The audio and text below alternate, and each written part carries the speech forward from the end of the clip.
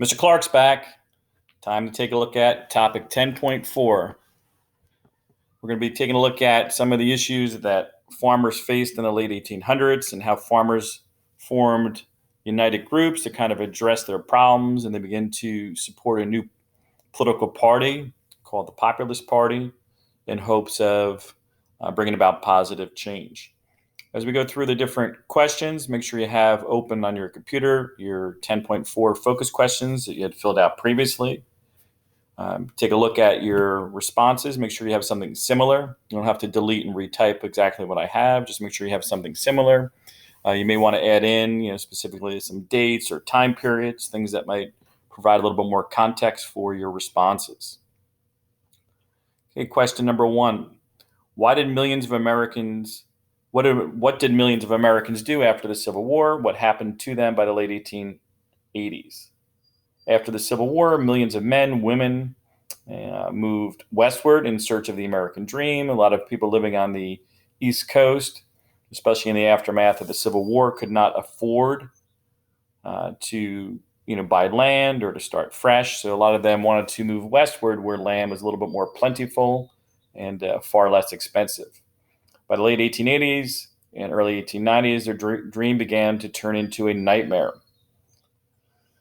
As a result of farm failures and some struggles out west, a lot of them began to look eastward and a new political party to try and address some of their needs. The new political party, the Populist Party or Populism. So we look at 2, the populist movement displayed dissatisfaction of millions of regular Americans. These are your poor farmers, small landholders, and urban workers who were struggling in the late 1800s. They produced one of the largest third-party movements in American history. As you're probably well aware today, we have 2 major political parties, the Republican Party, which President Trump is a member of, and Joe Biden, the presumptive nominee for the Democratic Party, who will be challenging President Trump in November for the presidency. But there are countless other third-party groups within the United States, none of which have had much of an impact in recent American history. But at least during the late 1800s, the Populist Party did have somewhat of an impact in terms of presidential politics.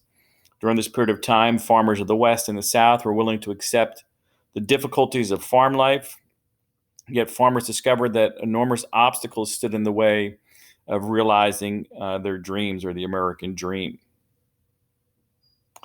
3, analyzing interactions. First, note the economic problems that farmers faced. Secondly, the causes. And finally, the actions that farmers took, kind of their responses. All right, so we look at the economic problems of the farmers. They were losing money. Often, too, as the turn of the century, late 1800s and the early 1900s occurred, there's a lot of new equipment coming out, new seed technologies. All of this were very expensive if you were a farmer and wanted to keep up with the competition. So often they would borrow money to invest into their farms. Second, causes. Farm prices dropped sharply. Cotton went from 15 cents a pound to 6 cents a pound. And the price of corn dropped so low that corn cost more to produce than it could yield in actual sales. At the same time, the cost of doing business rose. As I alluded to before, the price of new seeds and farm equipment was going up. So too was the price of shipping farm products to the market. Interest rates on their loans were also going up. So it's kind of one thing after the other, kind of piling up on top of the farmers. And many farmers were literally losing their farms because of some of these economic conditions. Farmers' response. They formed organizations like the Grange or the Farmers Alliance. These are organizations of farmers who were suffering similar difficulties or challenges during this period of time. They were dedicated to furthering farmers' interest, and the formation of the Populist Party began to gain some political power. 4, why did many farmers feel that the nation had turned their backs on them during the late 1800s? The United States had a long tradition of electing leaders from farm states with agricultural backgrounds like Thomas Jefferson. Now it appeared that most of the nation's new leaders are coming from the urban industrial states. Thus, if you're a person with a big city or urban background, you might be less likely to be in tune with the needs of struggling farmers. Farmers felt that they performed honest labor, produced necessary goods and supplies, while bankers and business people were the ones who were getting rich. They kind of felt like they were being left behind.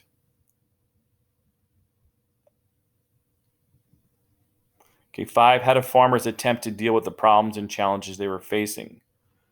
They began to organize, first in the Midwest and then in the South and then the West itself, to address some of these problems. 6, explain the goals of the Granger movement, also known as the Patrons of Husbandry. The organization, popularly known as the Grange, attracted about 1 million members during the 1800s. The goals of the Grange included providing education on new farming techniques, called for the regulation of railroads, and grain elevator rates.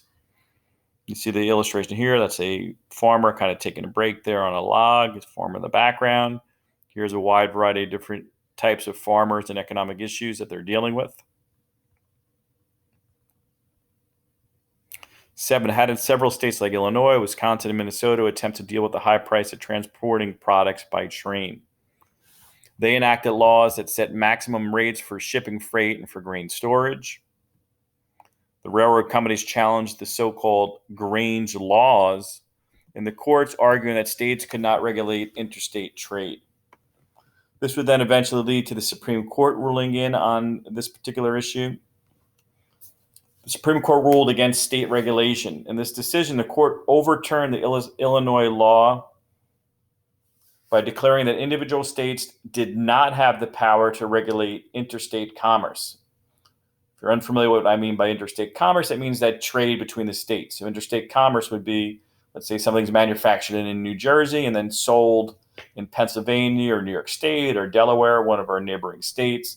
Well, commerce is trade across the state borders. Eventually, the Grangers helped to promote and prompt the federal government to establish the ICC, the Interstate Commerce Commission. This is a commission to actually oversee interstate transportation.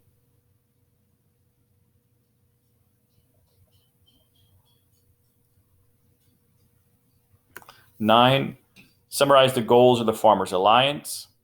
The 2 main goals were to persuade the government to form postal banks that offered low-interest loans and to force railroads to lower freight prices. Other main goals were to form cooperatives that would enable farmers to set prices for farm products that were favorable to farmers and to force manufacturers to lower the price of farm supplies. Farmers were able to lower the prices of some supplies, such as cotton cord. They were also able to obtain lower interest loans. Lower interest loans would mean that their payments would be less per month. For example, let's say that you had a $10,000 loan, and on a 3% interest rate, you might pay $300 a month to kind of pay it back over the course of time. Well, if the interest rate was 2%, you might pay $200 a month. Or if the interest rate is 1%, you would only pay $100 a month. So the rate of interest you pay, and this is true today in a modern day American society, the higher your interest rate, the more percentage of interest, which is money to, it's like basically the cost of borrowing money is the interest you pay. So the lower the interest rate, the cheaper it is to borrow money. The higher the interest rate, the more expensive it actually is.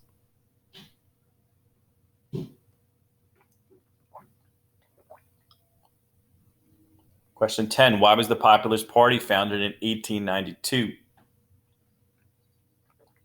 The Farmers Alliance culminated with the formation of the Populist Party, or the People's Party, in 1892. These populists sought to build a new political party from the grassroots up. They ran entire slates of candidates for local, state, and national positions. The Populist Party spread rapidly, putting pressure on the other 2 major political parties, the Republicans and Democrats, to consider their demands. So a third party may not necessarily win an election, but it may influence the other major political parties. Grassroots, what does that term mean? It refers to the bottom level of the government, town, city, or local government, as opposed to the federal government. So grassroots starts, let's say, at the localized level, let's say in Metuchen or another small town. It might then spread to the county, the statewide level, and then eventually to the national level.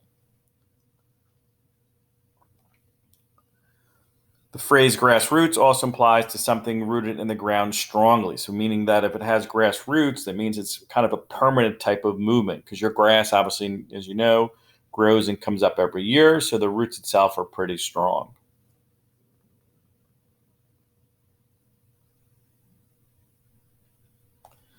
12, explain the strategy of the Populist Party. To what groups did it try to appeal and why? Well, if you're a political party, your goal is always to appeal to as many groups of people as possible. So they tried to appeal to diverse groups that felt the government was not addressing their needs. These included farmers, urban industrial workers, a lesser extent, suffragettes. These were people who were fighting to get women the right to vote, and African Americans, who, of course, were not yet completely equal, fulfilling the different aspects of the Constitution. Thirdly, by forming a coalition amongst many different groups, the Populist Party hoped to appeal to many people, including those who had never been politically active before, because they felt Republicans and Democrats did not represent them. In some ways, the more recent Bernie Sanders presidential campaign would be kind of a grassroots movement. A lot of young people, a lot of people who were disaffected or did not really have a lot of interest in traditional Republican and Democratic policies. They were drawn to the Sanders candidacy. Of course, he dropped out of the Democratic nomination process, but his movement was kind of a grassroots movement. 13, what is a political party's platform?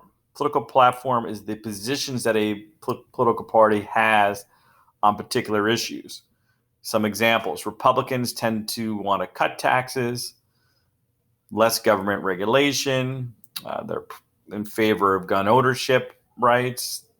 They're not necessarily as strong on the environment. They're pro-life instead of pro-choice on the issue of abortion. The Democratic Party, they tend to be raising taxes. They want to spend money to help out citizens within society. They are pro-choice, the women's right to choose in regard to an abortion. They're strongly in favor of protecting the environment and taking action on climate change. So the Populist Party, they spelled out their views or platform. They adopted these views at their own nominating convention in Omaha, Nebraska in July of 1892. Their platform warned about the dangers of political corruption. They spoke about an inadequate monetary supply and unresponsive government. They called for the coinage of silver or free silver, and to combat high costs, they demanded government ownership of the railroads. Mary Elizabeth Lease, a fiery populist spokesperson, also advanced the cause of women's suffrage. Who did the Populist Party nominate for president and vice president in 1892? James B. Weaver of Iowa was the presidential candidate, and his running mate was James Field of Virginia. 15, what happened to the American economy in 1893? A 4-year-long depression began that worsened conditions not only for the already suffering farmers, but for all Americans as well. Labor unrest and violence engulfed the nation. Many major political parties failed to satisfactorily reply to the stressed economic times of the late 1800s.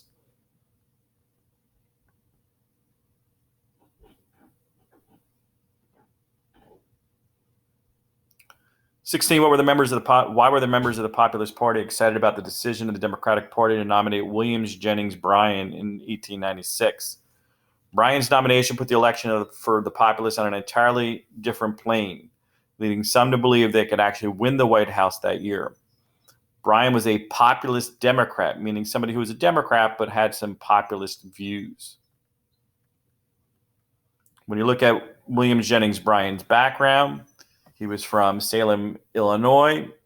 He moved to Lincoln, Nebraska, where he lived most of his life. He set up a law practice. He was a great orator, or great speaker. He won a United States congressional seat from Nebraska in 1890. In 1896, Bryan was nominated for president by both the Populist and the Democratic Party. And he has kind of an interesting and kind of sad note in history. He's the only major candidate in the history of the United States to be nominated 3 times and to lose 3 times, in 1896, 1900, and 1908.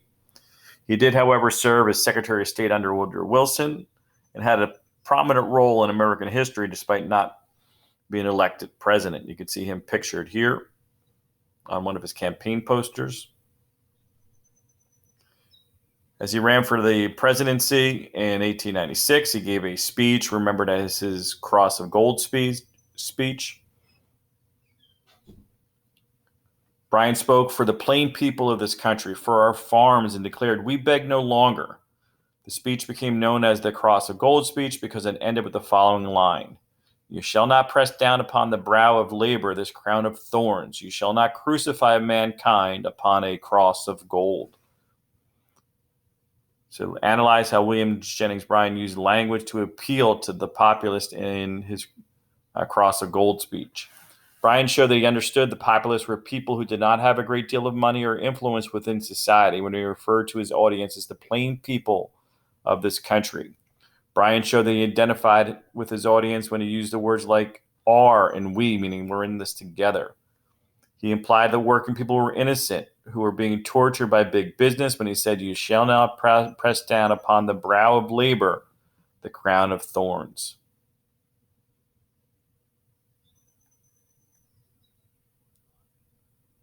Who won the presidential election in 1896 and then again in 1900? Pictured here, William McKinley, a former congressional member and Republican governor of Ohio. He defeated William Jennings Bryan in 1896 and in a rematch again in 1900. What factors contributed to the downfall of the Populist Party? The party was weakened when the Democratic Party nominated William Jennings Bryan as the Democratic presidential candidate in 1896. The Democrats claimed that that populism would lead to African American or Negro supremacy, a tactic that successfully drove whites away from the party. This weakened the hold of the Populist Party, especially in the South, where there were a lot of rural farmers. Bryan's free silver rhetoric or speech did not appeal to urban workers in the North. And as a result, some people credit William Jennings Bryan for ultimately the downfall of the Populist Party. The text states that populism had a lasting impact on the style of politics in the United States. What elements of the populist style do you still see in American politics? Today, presidential candidates, they speak directly to the people, they deliver speeches, they take into consideration many different interests and viewpoints, and still work with their parties to try to form coalitions or different groups of people who have common sets of beliefs or goals. Hopefully you enjoyed our discussion on 10.4, and until next time, Mr. Clark is out.